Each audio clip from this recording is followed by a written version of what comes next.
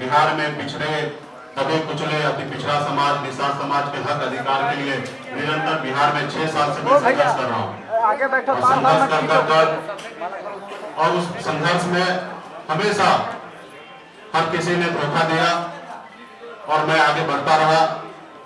2018 में हमने political party बनाया। हमें लगा कि समाज को न्याय इसी रास्ते से दिलाया जा सकता है। जब गठबंधन होने के बाद लोकसभा चुनाव के समय में भी हमारे साथ चीटिंग किया गया था। जो सीट हमें नहीं चाहिए था वो भी सीट उन्होंने दिया। यहाँ तक बात हो चुका था कि मुझे दरभंगा लोकसभा में लड़ना था, लेकिन तैयारी कराने के बाद लास्ट मोमेंट पे हमें खगड़िया भेज दिया गया। हम चुप रह गए। हमें मधुबनी का सीट नहीं चाहिए था, जबरदस्ती उन्होंने सीट दिया और अपना कैंडिडेट दिया, जबकि हमारा कैंडिडेट कोई और था और उन्होंने इच्छा रखा कि इनको दिया जाए। हमने सहमति दे दिया, उनको हमने चुनाव लड़ाया। हम मुजफ्फरपुर नहीं लेना चाह रहे थे, जबरदस्ती उन्होंने हमें सीट देने का काम किया। उसके बावजूद भी हम महागठबंधन में बने रहे और साथ आगे बढ़ने का हमने निर्णय लिया था, उसको हम दोहराते रहे। उसके बाद आपने देखा परिणाम अच्छा नहीं रहा। उसके बाद हमारे जो मधुबनी लोकसभा क्षेत्र में जो चुनाव लड़े थे बद्री पूर्वे जी, उनको राष्ट्रीय जनता दल ने अपने पार्टी में ज्वाइन करा दिया। आप कह सकते हैं कि एक गठबंधन में साथी रहने वाले लोग और उनके पार्टी तोड़ के अपने पार्टी में ज्वाइन करा लेना कहां तक सही है। उसके बाद भी हमने चुप रहा।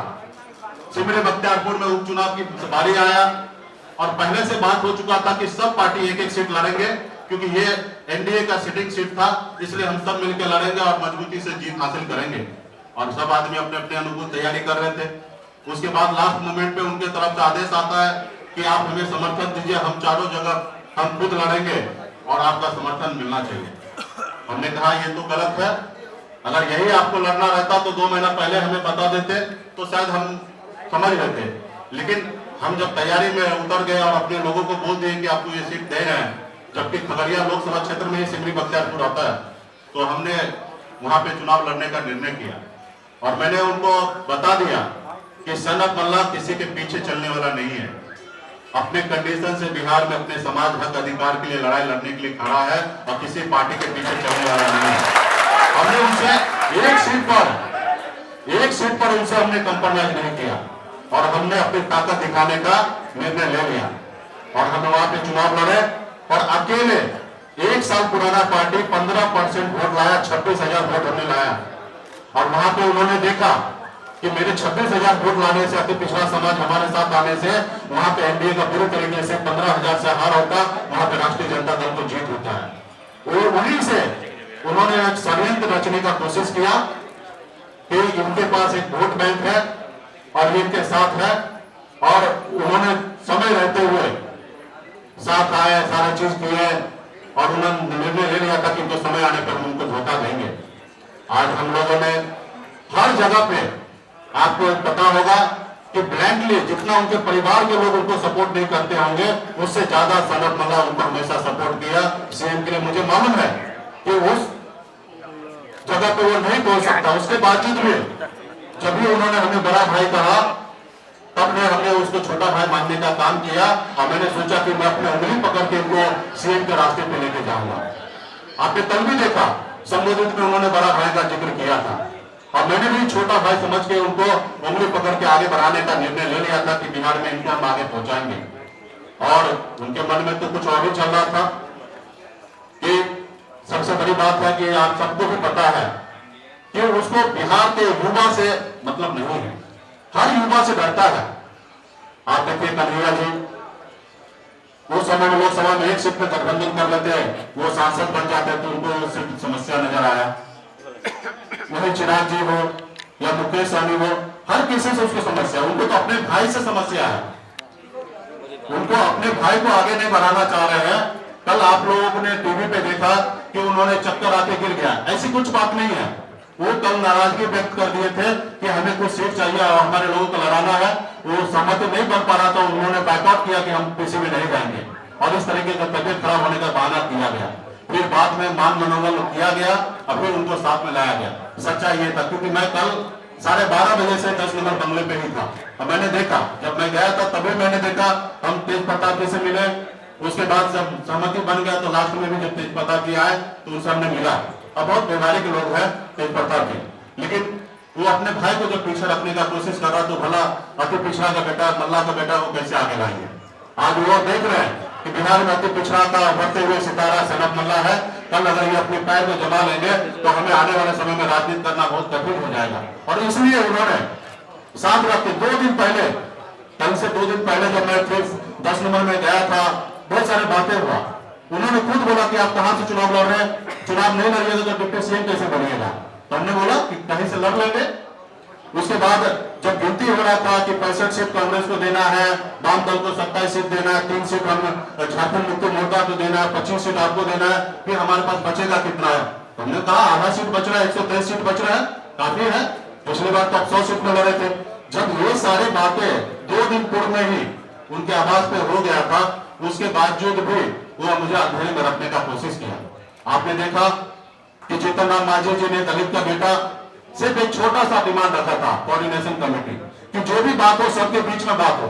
उनके मन में पहले से ही था कि हमें लोगों को चीटिंग करना है और 1 to 1 बात करना है।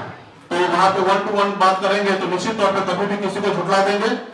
तो जीतन राम मांझी को बात नहीं मान के किस तरीके से उसको बेइज्जत करके बाहर निकाला गया, किस तरीके से उपेंद्र कुशवाहा जी जब केंद्र में मिनिस्टर थे, एनडीए के साथ थे, उनके साथ संबंध करके 5 लोकसभा देने के बाद उनको अपने घर में लाने के बाद उनको किस तरीके से पिछड़ा के बेटा को धक्का मार के बाहर निकाला गया, आप लोग से छुपा हुआ चीज नहीं है। और कहीं ना कहीं मेरे साथ भी वो इसी तरीके से षड्यंत्र रचने का उन्होंने काम करने लगा था। आज कहीं ना कहीं आपने देखा कि सिमरी बख्तियारपुर में मेरे पास जो ताकत था उसको लेकर वो समझ रहा था कि लास्ट मोमेंट पे अपने कंडीशन पे, कल भी उन्होंने प्रेस कॉन्फ्रेंस में कहा कि हमारे पास 144 सीट में हम वीआईपी पार्टी को एडजस्ट करेंगे और झारखंड मुक्ति मोर्चा को एडजस्ट करेंगे। मतलब क्लियर था कि आप हमें सीट देना चाहते। जब 2 दिन पहले जो गठबंधन में साथी आए, माले या सीपीआई सीपीएम, उनको आप नंबर दे देते हैं। जब कांग्रेस, आपने देखा कि कांग्रेस लास्ट मोमेंट पे 70 सीट उनसे बात वादा करने के बाद 58 सीट की बात करने लगा। जब ऐसे नेशनल पार्टी के साथ चीटिंग करने के लिए वो मन बना सकता है तो हमारे जैसे छोटे पार्टी पिछड़ा के बेटा के साथ क्यों नहीं बना सकता है। जब उन्होंने कांग्रेस पार्टी ने एक्शन लेने का कोशिश किया तब उनके सामने में झुका। उनको मालूम है कि मुकेश सिंह अगर एक्शन लेता है तो इसका परिणाम, इसका फल मुझे बेनिफिट भी मिलने नजर आएगा। तो वो उनके सामने में झुका। आपको मैं बता दूं 2019 में कांग्रेस पार्टी से गठबंधन टूट चुका था, 11 सीट से 9 सीट हो चुका था और गठबंधन कहीं ना कहीं टूट चुका था। मैं वहां पे दिल्ली में रहकर मैंने दोनों तरफ बीच बचाव करके मैंने गठबंधन बरकरार रखने का काम किया था 2019 में। आप उपेंद्र कुशवाहा जी से बात कर सकते हैं या सत्य सिंह गोयल से बात कर सकते हैं, उसमें मेरा सबसे बड़ा अहम रोल था। अभी भी जब आपस में लड़ाई हो रहा था तो तेजस्वी यादव प्रसाद जी हमको फोन करके कहते हैं कि आप कांग्रेस को टाइट कीजिए। हमारे प्रवक्ता भी आपने देखा होगा कि थोड़ा नसीहत दे दिया कांग्रेस पार्टी की तरफ से। वो तो कोशिश कर रहा था कि मेरे मुंह से बुलाने का कोशिश कर रहा था, लेकिन हमने नहीं बोला। हम आनंद फानंद में दिल्ली भाग के गए। उससे पहले हम गए थे, हमने अहमद पटेल साहब से मिला, उनको सारी बात हमने रखा था। उसके बाद 2 दिन के बाद फिर से हम दिल्ली जाते हैं और फिर से हम गोयल जी से मिलकर उनको बताते हैं कि अगर 2-4 सीट की बात है तो हमसे ले लीजिए, लेकिन गठबंधन मत तोड़िए, क्योंकि हम लोगों का आगे बढ़ना है। 2024 में भी आप लोगों को राजनीति करना है, आगे बढ़ना है। आपने देखा कि हमने जब एयरपोर्ट पे आया था, मैंने थोड़े शब्दों से कहा था कि अगर किसी गठबंधन के साथी को अगर 2-4 सीट चाहिए हमसे ले लीजिए, लेकिन गठबंधन नहीं तोड़ा जाए। हमेशा हम गठबंधन के पक्ष में हम हमेशा खड़ा है। और जब कांग्रेस पार्टी के साथ जो लोग चीटिंग कर सकता है तो भला हमसे क्यों नहीं कर सकता है।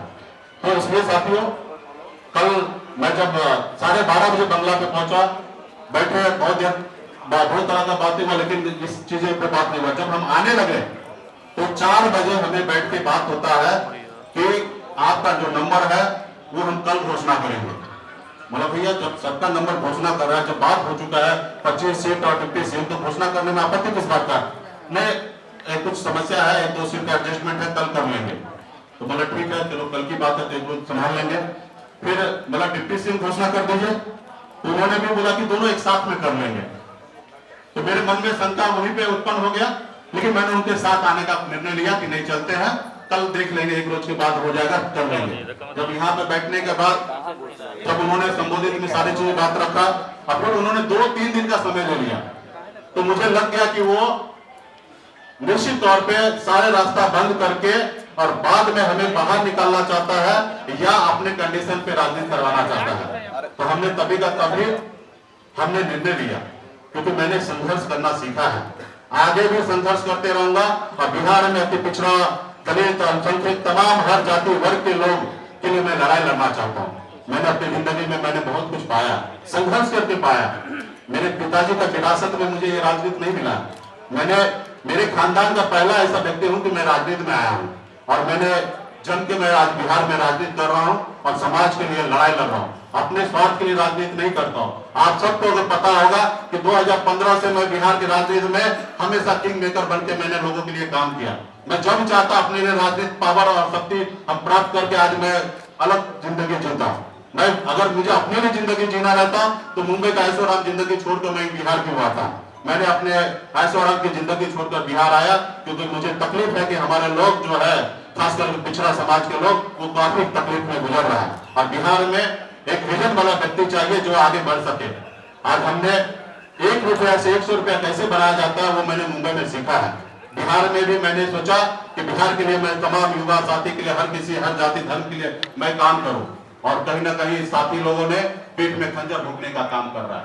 और आपने देखा कि कल किस तरीके से उन्होंने 3 दिन का समय लिया और फिर हमने वहां से ये करने का कोशिश किया और अलग अलग तरह से बातें कर रहा है कि प्लानिंग अगर ऐसी रहता तो हम आपके साथ क्यों। भाई तो आपको मुंह पे सोलर टैप तो नहीं चिपका दिया था नंबर बोलने से, आपने नंबर को छुपाया, आपने डिप्टी सीएम को छुपाया।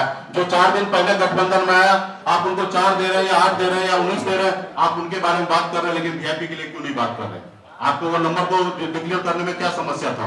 कहीं ना कहीं आपके मन में शंका था कि हमें इनको लास्ट मोमेंट पे इनके साथ हमें चीटिंग करना है। तो जो व्यक्ति अपने परिवार को नहीं हो सकता है वो बिहार का युवा को क्या हो सकता है? कल एक लाइन उन्होंने कहा कि मैं ठेठ बिहारी हूं, मैं जो करता हूं वो करूंगा और मेरा डीएनए भी बहुत साफ सुथरा है। आप बताइए इसमें कहीं पे डीएनए झड़क रहा है कि कितना साफ सुथरा है? दूसरे से डीएनए का हिसाब तो ले रहे हैं, लेकिन अपना क्या? जब आप अपने भाई को नहीं हो सकते तो दूसरे का क्या होंगे? आपका बड़ा भाई है जिसको 5 देना चाहिए उसको 2-2 टिकट पे आप उनको मोहताज कर देते हैं। यह ऐसी राजनीति होता है? आप कहीं ना कहीं उनको बिहार के किसी युवा से मतलब नहीं है। आज कहीं ना कहीं देखिए, आज मुझे पता चला कि कांग्रेस को 70 सीट नाम के साथ उन्होंने दे दिया। सीपीआई माले और सीपीएम को नाम के साथ उनको सीट दे दिया। मुझे नाम पे भी चर्चा नहीं हुआ। एक तो संख्या तो दूर की बात है और फिर उनके जो सिटिंग सीट है उनको ग्रीन सिग्नल दे दिया गया। और आप तो देख ही रहे हैं डिस्को मार में किस तरीके से लेन देन चल रहा है, नीचे में गाड़ी में करोड़ों रुपया पकड़ाया जा रहा है। आप सब तो देख रहे हैं किस तरीके से बिहार में खेल हो रहा है। सारे सीट पे लोगों को एडजस्टमेंट किया जा रहा है, हमसे बात भी नहीं। आज मुझे पता चला कि सबके लिस्ट जारी हो रहा है। हमारे तो नंबर पे बात होना था, उसके बाद लिस्ट पे जारी बात होना था और लास्ट मोमेंट आ चुका है। पहला चरण का 8 तारीख तक नॉमिनेशन है, आज हम 4 तारीख तक बैठे। अभी तक हमारे पास ये भी नहीं पता कि हम किस क्षेत्र में किसको लड़ाना चाहेंगे। मेरा पहले से मानना था कि हमें जितना भी सीट मिलेगा उसमें से 80% अति पिछड़ा को लड़ाना है और पार्टी के संगठन के लोग को लड़ाना है ताकि हम आगे बढ़ सके। और अच्छी हमने बात भी रखा था 80% अति पिछड़ा को लड़ाना है। हमने ये भी कह दिया कि अगर आपके पार्टी में अगर कोई निषाद समाज के लोग हैं उनको भी हम एडजस्टमेंट करने के लिए तैयार हैं। उनके मन में एक शंका है कि चुनाव जीत लेंगे और शायद कम सीट की बात होगा, दूसरे पक्ष में भाग जाएंगे। तो भैया आपके साथ तो मुख्यमंत्री भी चले जा चुके हैं और लोग के बीच में तो अपने परिवार में आप अपने धर्मपत्नी के साथ अच्छा व्यवहार नहीं कीजिएगा तो आपकी धर्मपत्नी छोड़ के चला जाएगा, तो आपके सहयोगी दल क्यों नहीं छोड़ के जाएगा? हमने वहां पे भी उसको बोला, गारंटी दिया कि अगर आपको इस चीज का अगर डर है तो आप एक नाम बताइए किसको हम अपनी पार्टी का राष्ट्रीय अध्यक्ष बना दें। हमने शक्ति सिंह गोयल जी को भी बताया, सिर्फ एक आदमी को नहीं बोला, उनको भी भरोसे में लिया कि अगर आपको लगता है कि कल मैं आपके साथ चीटिंग कर सकता हूं तो आप एक नाम बताइए। राज्य जिनको भी नाम अगर मेरे को बोल देंगे उन राज्य पे मैं भरोसा करूंगा और अपनी पार्टी का राष्ट्रीय अध्यक्ष उनको बना दूंगा। जब पार्टी का राष्ट्रीय अध्यक्ष वो होंगे तो निर्णय वो लेंगे, हम नहीं लेंगे। तो हमने इतना जब साथी के लिए कुर्बानी देने के लिए मैंने निर्णय ले लिया, फिर इट बट क्या। तो आज कहीं ना कहीं बिहार में निषाद समाज के साथ धोखा किया गया, पीठ में खंजर भोंकने का काम किया गया और कहीं ना कहीं जो समस्या उन्होंने खड़ा किया है, इसके लिए बिहार के तमाम अति पिछड़ा समाज, हर बुद्धिजीवी लोग, युवा साथी ये चीज समझेंगे और आने वाले समय में 2020 में उनको बताने का काम करेंगे कि बिहार के लोग उनके पीछे नहीं है। विरासत में आपको दौलत मिल सकता है, लेकिन राजनीति नहीं मिलना चाहिए। जिसमें दम होगा वो बिहार के कुर्सी पर बैठेगा, मेरा ये मानना है। और मैं 2025 में मैं डंके के चोट पे कहूंगा कि जिस युवा में ताकत होगा 2025 में वो बिहार का मुख्यमंत्री बनेगा। मैं तहे दिल से उनको समर्थन करूंगा, लेकिन ऐसे लोगों को नहीं जो अपने लिए, अपने परिवार के लिए सोचता है, समाज के लिए नहीं सोचता है। तो इसलिए मैंने हम लोग पार्टी के सभी पदाधिकारी से हमने निर्णय लिया है। तमाम पॉलिटिकल पार्टी के लोग संपर्क में है और एक बड़ी मोर्चा बनाने की बात हो रहा है। हम मानते हैं कि एक बड़ा मोर्चा होगा तो निश्चित तौर पे हम वहां पे काम कर सकते हैं। नहीं तो हमने निर्णय ले चुका है कि 243 सीट पर वीआईपी पार्टी अपने दम पर अकेले चुनाव लड़ने के मैदान में है। जहां पे अति पिछड़ा समाज रूलिंग पार्टी से चुनाव लड़ेगा, वहां पे हम अपने कैंडिडेट को नहीं देंगे। बाकी 243 सीट पर हम बिहार में वीआईपी पार्टी चुनाव लड़ने के लिए तैयार है। अभी तक हमारे पहला चरण का 50 से अधिक नामों का चयन हो चुका है। कुछ नाम को हम अभी बाकी रखे हैं और वो शाम तक हमारा सूची जारी हो जाएगा। और गठबंधन में जो भी लोग हमसे बात कर रहे हैं और बेहतर बिहार को विकल्प देने के लिए बात कर रहे हैं, अगर ऐसी कुछ बात होगा तो हम समझौता कर सकते हैं। नहीं तो वरना कल सुबह में आपको पहला चरण का 71 विधानसभा के लिए प्रत्याशी कौन होंगे उनका नाम का सूची कल सुबह 11 बजे हम प्रेस कॉन्फ्रेंस के जरिए या मीडिया के द्वारा हम नाम को लॉन्च कर देंगे कल 11 बजे तक। इसमें कोई टाइम नहीं लगेगा, क्योंकि आपने देखा हम 1 घंटे में डिसीजन लिए। हमें ये नहीं बोला कि गठबंधन से आपको बाहर निकाल दें, ये नहीं कहा कि हम गठबंधन में सीट नहीं देना चाहते हैं, लेकिन हमने सामने वाले को चालाकी देखा और हम 1 घंटे में 4:20 में हमसे बात होता है और 4:40 में हम 10 नंबर बंगला से निकलते हैं और शायद 5:00 पे हम डिसीजन ले लेते हैं कि गठबंधन में नहीं रहना है। तो ये मेरा हमेशा खूबी रहा। जब भी बिहार में हमने काम किया कभी किसी से समझौता नहीं किया। जब भी मेरे साथ जिसने भी चीटिंग किया होगा उनके साथ थोड़ा मजबूती से हमने अपनी ताकत का एहसास करा है। जब हम हर लड़ाई को लड़ सकते हैं। आपने देखा कि गांधी मैदान में किस तरीके से हमारे समर्थक की अपनी ताकत है। हमारे पास 15% वोट बैंक है। 1 साल पुराना पार्टी नहीं है, लेकिन 15% हमने उपचुनाव में वोट लाने का काम किया। और वहीं से उन्होंने देखा कि लास्ट मोमेंट पे छोड़ देंगे, ये बहुत गुस्से वाले हैं, हर तरह का व्यवस्था इनके पास है, 243 जगह चुनाव लड़ने का निर्णय ले लेंगे और मैक्सिमम जगह महागठबंधन अति पिछड़ा का वोट काटेंगे और एनडीए का नुकसान होगा और हमारे महागठबंधन जीत होगा। और उन्होंने सोचा कि इनको हम लास्ट मोमेंट पे टक्कर देंगे या अपने कंडीशन पे बात करेंगे। तो इसलिए हमने ये सारे निर्णय ले लिया है और कल तक मैं सारे चीजों को स्पष्ट कर दूंगा। और नाम पे तो मेरा काम चालू हो चुका है और अभी बहुत सारे साथी हैं, बहुत सारे लोग फोन कर रहे हैं कि हम लोग बैठ के एक साथ राजनीति किया जा सकता है। तो हम चाहेंगे कि एक बड़ा रणनीति के साथ काम किया जाए। नहीं तो हम 1-2 पार्टी के साथ गठबंधन नहीं करेंगे, हम अपने दम पे अकेले लड़ेंगे। और हम बिहार में निश्चित तौर पे मेरा मानना है कि जिस हिसाब से बिहार में बन चुका है ट्रायंगल चौंगल, मतलब अलग अलग कैंडिडेट हो रहा है। एक विधानसभा में 5-6 रनिंग कैंडिडेट होगा। मुझे लगता है कि 35,000 40,000 जो वोट ले आएगा उनकी जीत हो जाएगा। और 25,000 वोट मेरे पास हर विधानसभा 25 से 30,000 है और हम अच्छे कैंडिडेट को सिलेक्शन कर रहे हैं। जहां पे 10,000 5,000 उनके पास पर्सनल वोट होगा, निश्चित तौर पर मेरा मानना है कि हमारे बड़े संख्या में पूरे बिहार में कैंडिडेट जीत के आएंगे और निश्चित तौर पर मेरे बगैर किसी का सरकार नहीं बनेंगे। ये हम लोगों का मानना है और इसके लिए हम लोग आने वाले समय में काम करेंगे। बहुत बहुत धन्यवाद।